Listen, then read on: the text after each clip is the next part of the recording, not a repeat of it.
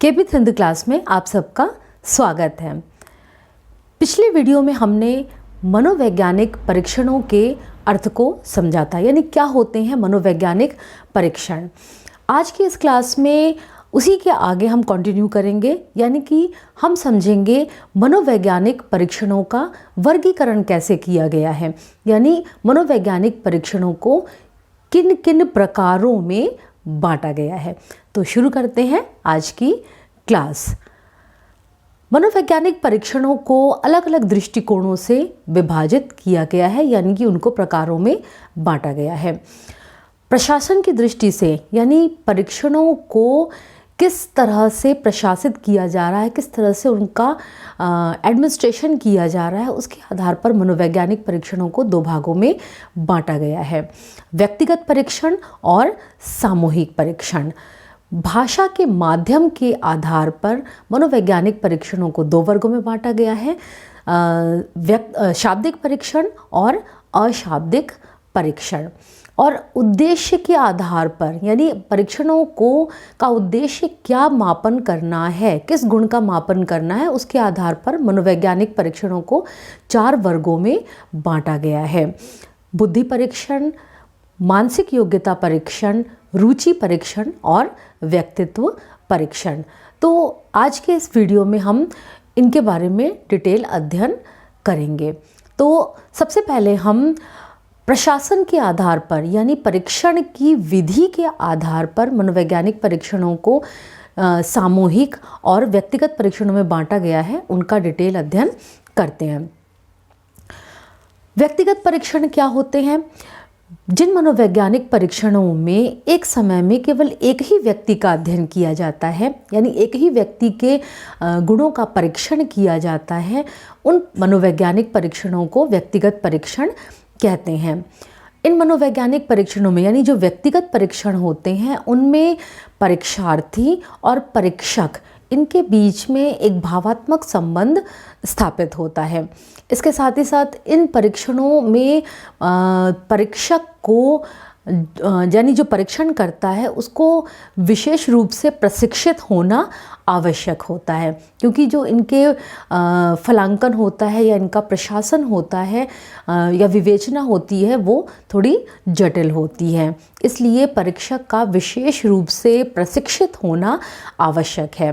व्यक्तिगत परीक्षण समय, श्रम और धन के दृष्टिकोण से खर्चीले होते हैं।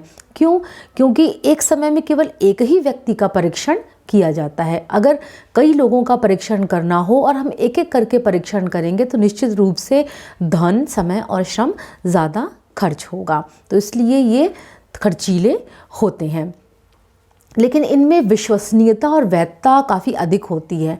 क्यों अधिक होती है? क्योंकि परीक्षार्थी और परीक्षक के बीच में भावात्मक संबंध अच्छे स्थापित हो जाते हैं, जिससे परीक्षण की विश्वसनीयता और वैधता काफ़ी ऊंची होती है। ये जो व्यक्तिगत परीक्षण होते हैं, ये जनरली क्रियात्मक प्रकार के होते हैं, यानी परफॉर्मेंस टेस्ट होते हैं। इनके क्या गुण दोष हैं, इनको हम समझ लेते हैं। उसके पहले हम ये देख लेते हैं कि प्रमुख मनोवैज्ञानिक परीक्षण कौन कौन से हैं, यानी जो व्यक्तिगत मनोवैज्ञानिक परीक्षण हैं वो कौन कौन से हैं। स्टैनफोर्ड बिने बुद्धि परीक्षण, वेशलर एडल्ट बुद्धि परीक्षण, कोस ब्लॉक डिज़ाइन टेस्ट, रोर्शा स्याही धब्बा परीक्षण। ये व्यक्तिगत परीक्षण है, यानी एक समय में केवल एक ही व्यक्ति को दिए जाते हैं या एक ही व्यक्ति के गुणों का मापन करते हैं। व्यक्तिगत परीक्षणों के क्या गुण होते हैं? एक समय में केवल एक ही व्यक्ति का परीक्षण किया जा सकता है, क्योंकि ये व्यक्तिगत परीक्षण है। इनका निर्माण इस तरह से होता है कि इनमें एक से ज़्यादा व्यक्तियों का परीक्षण एक समय में करना संभव नहीं होता। इसमें परीक्षणकर्ता और परीक्षार्थी के बीच में एक भावात्मक संबंध स्थापित हो जाता है, क्योंकि व्यक्तिगत परीक्षण है। जिस व्यक्ति के ऊपर परीक्षण करना होता है, वो व्यक्ति और जो परीक्षण करता होता है, उनके बीच में काफ़ी भावात्मक संबंध स्थापित हो जाते हैं, जिससे कि परीक्षण के जो परिणाम होते हैं वो काफ़ी वैध और विश्वसनीय होते हैं।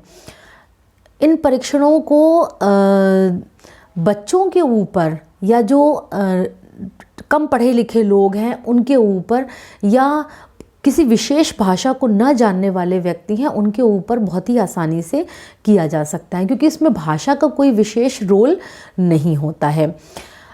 इसके अलावा व्यक्तिगत परीक्षण जो होता है, अगर व्यक्तित्व का मापन करना हो तो व्यक्तित्व के बहुत सारे पक्षों का मापन इन व्यक्तिगत परीक्षणों के माध्यम से किया जा सकता है।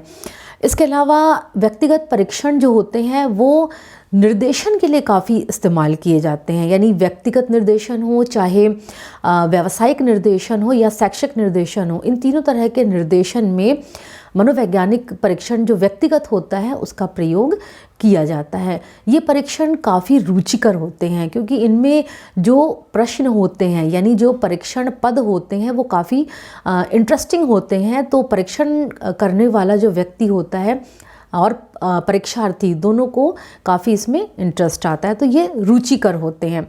लेकिन इन गुणों के होने के बावजूद इसकी कुछ दोष भी हैं।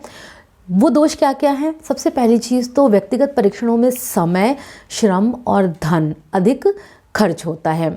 इसके अलावा अगर कोई बहुत ज़्यादा प्रशिक्षित परीक्षण करता नहीं है तो वो इस परीक्षण को नहीं कर पाएगा। क्यों? क्योंकि इस परीक्षण का जो व्यक्तिगत परीक्षण होते हैं इनका प्रशासन, इनका फलांकन यानी इनको इवैल्यूएट करना, इसके साथ साथ में इनका विवेचन करना काफ़ी कठिन होता है, एक जटिल प्रक्रिया होती है। परीक्षण की सफलता जो होती है वो परीक्षार्थी और परीक्षणकर्ता के बीच में भावात्मक संबंधों पर निर्भर करती है। अगर किसी कारण से उनके बीच में इस प्रकार का भावात्मक संबंध स्थापित नहीं होता है तो पक्षपात की पूरी संभावना रहती है, जिसके कारण परीक्षण के जो रिजल्ट्स होते हैं यानी जो परिणाम होते हैं वो दूषित होने की संभावना होती है। अब हम बात करते हैं सामूहिक परीक्षणों की। सामूहिक परीक्षण वे परीक्षण होते हैं जिनमें एक ही समय में बहुत सारे लोगों का यानी एक से ज़्यादा लोगों का परीक्षण किया जा सकता है, और इसीलिए इनको सामूहिक परीक्षण कहते हैं, क्योंकि समूह का परीक्षण किया जाता है, बहुत सारे लोगों का परीक्षण एक साथ किया जा सकता है। इस प्रकार के परीक्षणों में समय, धन और श्रम तीनों की बचत होती है, क्योंकि एक साथ बहुत सारे लोगों का परीक्षण कर लिया जाता है तो हमारा समय भी बचता है, धन भी बचता है और मेहनत भी कम पड़ती है।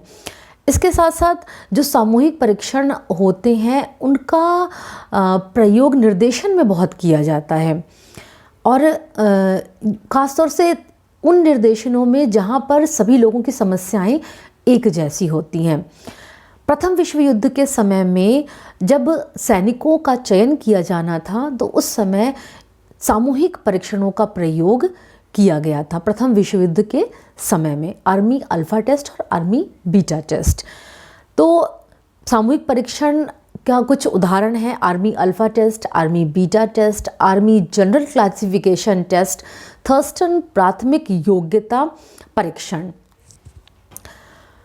अब हम बात करते हैं सामूहिक परीक्षणों के गुणों की। सामूहिक परीक्षण के क्या गुण हैं? सबसे पहला गुण तो यह है कि एक समय में एक बड़े समूह पर इसको प्रशासित करना सरल होता है, यानी पूरे एक समूह का अगर परीक्षण करना हो तो हम सामूहिक परीक्षण के द्वारा उनके गुणों का मापन आसानी से कर सकते हैं। ये समय, धन और श्रम की दृष्टि से कम खर्चीले होते हैं।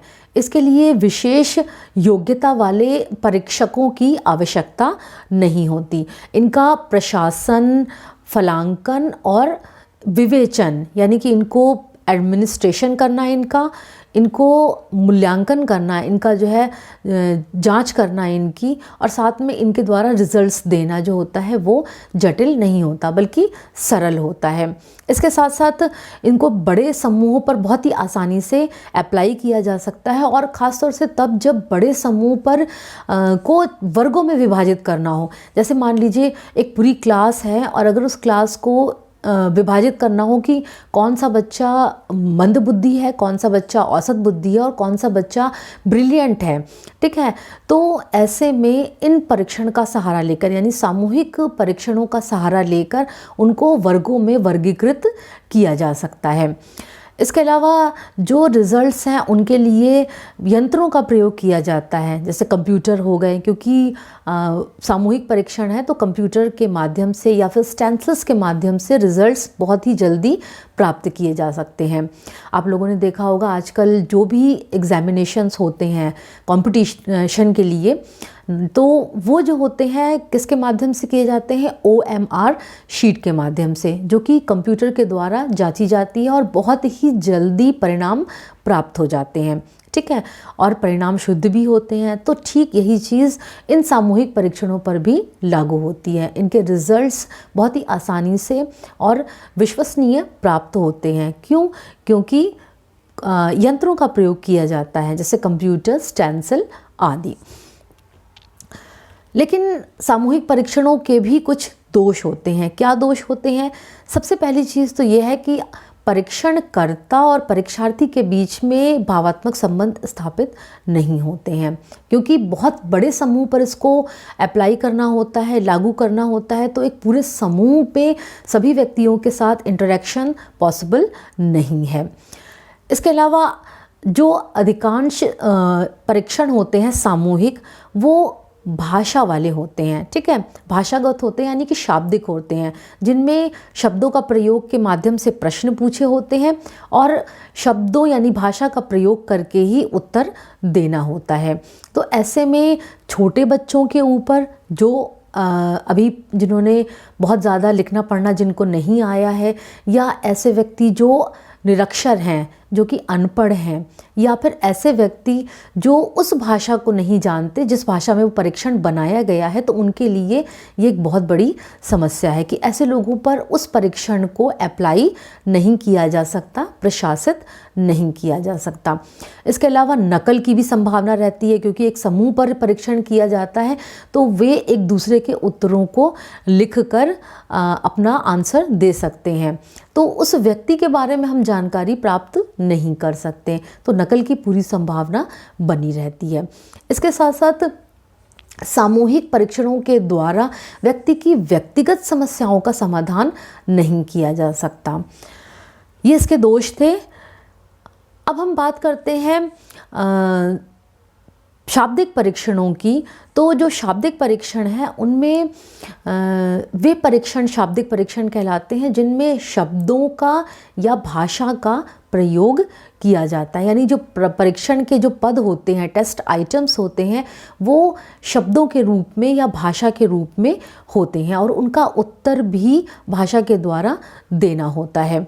तो ये परीक्षण पढ़े लिखे लोगों के लिए उपयोगी होते हैं, जो कि उस भाषा को जानते हैं जिस भाषा में परीक्षण बनाया गया है, उनके लिए काफ़ी उपयोगी होते हैं। और इनके क्या गुण होते हैं शाब्दिक परीक्षणों के? शाब्दिक परीक्षण जो होते हैं वो प्रश्न उनमें शब्दों यानी कि भाषा के रूप में होते हैं और उनका उत्तर भी भाषा के रूप में ही देना होता है, तो ये साक्षर व्यक्तियों के लिए उपयोगी होते हैं। इसके अलावा इनके द्वारा, यानी शाब्दिक परीक्षण होते हैं, इनके द्वारा परीक्षार्थी के भाषा प्रवाह, भाषा ज्ञान और मानसिक योग्यता आदि का जो अभिव्यक्ति की क्षमता होती है उसका परीक्षण आसानी से किया जा सकता है। शाब्दिक परीक्षण जो होते हैं वो लिखित रूप में होते हैं, तो इस कारण उनका फिर से मूल्यांकन, अगर ज़रूरत पड़े तो उनका पुनः मूल्यांकन करना संभव होता है। ये जो शाब्दिक परीक्षण होते हैं ये व्यक्तिगत रूप से भी और सामूहिक रूप से भी, यानी जैसी आवश्यकता हो उस हिसाब से इसको एक व्यक्ति पर भी अप्लाई किया जा सकता है और एक समूह पर भी इसको प्रशासित किया जा सकता है। विद्यालय में जो पढ़ने वाले स्टूडेंट्स होते हैं उनको पाठ्यक्रम या फिर उनको विषय चयन में जब मदद की जाती है, उससे संबंधित जो निर्देशन दिया जाता है उसमें इन परीक्षणों का उपयोग किया जाता है। ये कर्मचारियों के चयन में भी उपयोगी होता है। जब जॉब के लिए कर्मचारियों का चयन किया जाता है तो उस स्थिति में जो शाब्दिक परीक्षण होते हैं उनका इस्तेमाल किया जाता है। लेकिन शाब्दिक परीक्षणों के भी कुछ दोष होते हैं। क्या दोष होते हैं? सबसे पहले तो जो निरक्षर व्यक्ति होते हैं या उस भाषा को न जानते हों जिस भाषा में परीक्षण बनाया गया है, या जो छोटे बच्चे होते हैं जिनमें अभी ज़्यादा पढ़ना लिखना नहीं आता है, उन बच्चों का अगर परीक्षण शाब्दिक परीक्षणों के माध्यम से किया जाएगा तो ये सक्सेसफुल नहीं होगा, सफल नहीं होगा। ऐसे व्यक्ति जो कि उस भाषा को ही नहीं जानते हैं उनका परीक्षण करना, या किसी अन्य भाषा को जानते हैं, विदेशी व्यक्ति हैं, उनका परीक्षण इस शाब्दिक परीक्षण के द्वारा करना संभव नहीं है। ये इसकी एक बहुत बड़ी सीमा है। इसके अलावा ये परीक्षण जो शाब्दिक होते हैं ये जनरली समूह पर प्रशासित किए जाते हैं। तो ऐसे में परीक्षार्थी और परीक्षक के बीच में जो रेपोर्ट होता है, यानी कि भावात्मक संबंध होते हैं, वो स्टैब्लिश नहीं हो पाते हैं, जिससे परीक्षण कर्ता बहुत सारी बातों को नहीं जान पाता। इसके अलावा अगर इनको सामूहिक रूप से प्रयोग किया जाए तो ऐसी स्थिति में जो सामूहिक परीक्षण के दोष होते हैं वो सारे दोष यहाँ पर ऑटोमेटिकली ऐड हो जाते हैं। अशाब्दिक परीक्षण क्या होते हैं? अशाब्दिक परीक्षण वे परीक्षण होते हैं जिनमें शब्दों या भाषा का प्रयोग नहीं किया जाता, बल्कि उसके स्थान पर विभिन्न प्रकार के चित्रों, आकृतियों, कार्ड्स, लकड़ी के गुटकों, इसके अलावा ज्यामितीय आकृतियों, संकेतों आदि का प्रयोग किया जाता है। और प्रश्न जो होते हैं वो इन्हीं रूपों में होते हैं, यानी कुछ करने के लिए कुछ क्रियात्मक कार्य दिया जाता है। तो ये जो परीक्षण होते हैं अशाब्दिक, ये ज़्यादातर क्रियात्मक होते हैं। इनके कुछ एग्जाम्पल्स हैं: Kohs block design test, Bhatia battery बुद्धि परीक्षण, रेवेंस प्रोग्रेसिव मैट्रिसेस। इन परीक्षणों के क्या गुण होते हैं? जो अशाब्दिक परीक्षण होते हैं उनके सबसे बड़ा गुण ये है कि इसमें भाषा या शब्दों के स्थान पर विभिन्न आकृतियों, चित्रों, इसके अलावा लकड़ी के गुटकों, ज्योमेट्रिकल जो फिगर्स होते हैं उनका प्रयोग किया जाता है। तो ऐसे में जो व्यक्ति पढ़े लिखे नहीं होते हैं या निरक्षर होते हैं या फिर दूसरी भाषा को जानने वाले होते हैं, उन पर इसका आसानी से प्रयोग किया जा सकता है। इसके अलावा विभिन्न आकृतियों और चित्रों के माध्यम से व्यक्ति की बहुत सारी मानसिक योग्यताओं को आसानी से पता लगाया जा सकता है। इसका क्षेत्र बहुत व्यापक होता है क्योंकि ये सभी लोगों पर अप्लाई किया जा सकता है, चाहे वो किसी भी भाषा को जानने वाले हों, चाहे वो किसी भी देश के रहने वाले हों, चाहे वो किसी भी आयु वर्ग के हों। तो उनके विभिन्न गुणों को इस परीक्षण के द्वारा जानना सरल होता है। इसीलिए इनको संस्कृति मुक्त परीक्षण भी कहा जाता है, क्योंकि ये न्यूट्रल होते हैं। ये किसी विशेष भौगोलिक क्षेत्र, किसी विशेष वर्ग, किसी विशेष लिंग या धर्म जाति के व्यक्तियों को लेकर नहीं बनाए गए होते हैं, इसलिए इनको संस्कृति मुक्त परीक्षण भी कहा जाता है। इसके अलावा चूँकि इसमें क्रियात्मक प्रकृति होती है इनकी, इसमें कुछ कार्य करने के लिए दिया जाता है, तो ये जो मानसिक रोगी होते हैं या जो विभिन्न प्रकार की समस्याओं से ग्रस्त बालक होते हैं, उनकी समस्याओं का समाधान करने के लिए जब हमें कुछ जानकारी चाहिए होती है तो हम इन क्रियात्मक परीक्षणों का आसानी से प्रयोग कर सकते हैं। इनकी विश्वसनीयता और वैधता काफ़ी ऊँची होती है। इसके अलावा इनका उपयोग शैक्षिक और व्यावसायिक निर्देशन में किया जा सकता है। और इसमें चूँकि ज़्यादातर अशाब्दिक परीक्षण क्रियात्मक प्रकार के होते हैं और एक समय में एक ही व्यक्ति के ऊपर प्रशासित किए जा सकते हैं, तो ऐसे में परीक्षार्थी और परीक्षक के बीच में भावात्मक संबंध स्थापित होते हैं, जिससे परीक्षण के परिणाम जो होते हैं वो काफ़ी विश्वसनीय और वैध होते हैं। इसके साथ साथ में ये जो परीक्षण होते हैं काफ़ी इंटरेस्टिंग होते हैं, रुचिकर होते हैं। क्यों? क्योंकि जो परीक्षण होता है उसमें कुछ न कुछ करने के लिए दिया जाता है, तो जो इसके आइटम्स होते हैं, टेस्ट आइटम्स, वो बहुत ही इंटरेस्टिंग होते हैं। तो जो परीक्षार्थी होता है उसको इन परीक्षणों को करने में काफ़ी इंटरेस्ट आता है। लेकिन इसके कुछ दोष हैं। क्या दोष हैं? सबसे पहली चीज़ तो ये जो अशाब्दिक परीक्षण होते हैं ये समय, धन और श्रम के दृष्टिकोण से काफ़ी खर्चीले होते हैं, क्योंकि एक परीक्षण एक समय में एक व्यक्ति के ऊपर किया जाता है, तो जब बहुत सारे लोगों का परीक्षण करना होगा तो उसमें काफ़ी समय, श्रम और धन खर्च होगा। इसके अलावा इन परीक्षणों में योग्य और प्रशिक्षित परीक्षकों की आवश्यकता होती है, क्योंकि इनका प्रशासन, फलांकन और विवेचन जो होता है वो जटिल प्रक्रिया होती है, कठिन होता है। इसलिए परीक्षक का प्रशिक्षित और निपुण होना, एक्सपर्ट होना ज़रूरी है। इसके अलावा यहाँ पर कई बार भावात्मक संबंध होने की वजह से पक्षपात की काफ़ी संभावना रहती है, क्योंकि ये मनोवैज्ञानिक बात है कि हम जिनके प्रति पॉजिटिव फीलिंग रखते हैं या थिंकिंग रखते हैं उनके हम गुणों को देखते हैं और नेगेटिव पॉइंट्स को नहीं देखते हैं, और जिनके प्रति हम नकारात्मक थिंकिंग रखते हैं उनके हम दोषों को देखते हैं, गुणों को नहीं देखते हैं। तो पक्षपात की पूरी संभावना बनी रहती है। इसके अलावा चूँकि ये परीक्षण जो होते हैं थोड़े से टाइम टेकिंग होते हैं, इनमें समय लगता है, ठीक है। जैसे भाटिया बैटरी परीक्षण माला जो है वो एक काफ़ी लंबा परीक्षण है, उसमें बहुत समय लगता है। तो ऐसे में रुचिकर तो होते हैं, लेकिन कई बार ऐसा होता है कि समय की अधिकता के कारण थकान आ जाती है परीक्षार्थी को, और वो जो है उसमें इंटरेस्ट लेना बंद कर देता है। तो आज के इस परीक्षण में, आज के इस वीडियो में हमने अशाब्दिक परीक्षण, शाब्दिक परीक्षण, सामूहिक और व्यक्तिगत परीक्षणों का विस्तृत अध्ययन किया, साथ ही उनके गुणों और दोषों पर भी नज़र डाली। तीसरे प्रकार के जो परीक्षण हैं विभिन्न योग्यताओं के, यानी विभिन्न जो गुणों का मापन करने वाले परीक्षण हैं, जिसमें बुद्धि परीक्षण, रुचि परीक्षण, व्यक्तित्व परीक्षण और विशेष मानसिक योग्यता परीक्षण हैं, इनको हम अगले वीडियो में अध्ययन करेंगे। तो आज के लिए इतना ही। अगर आपको मेरा आज का वीडियो पसंद आया है तो मेरे चैनल को सब्सक्राइब कीजिए, बेल आइकन प्रेस कीजिए, लाइक कीजिए और शेयर कीजिए। धन्यवाद।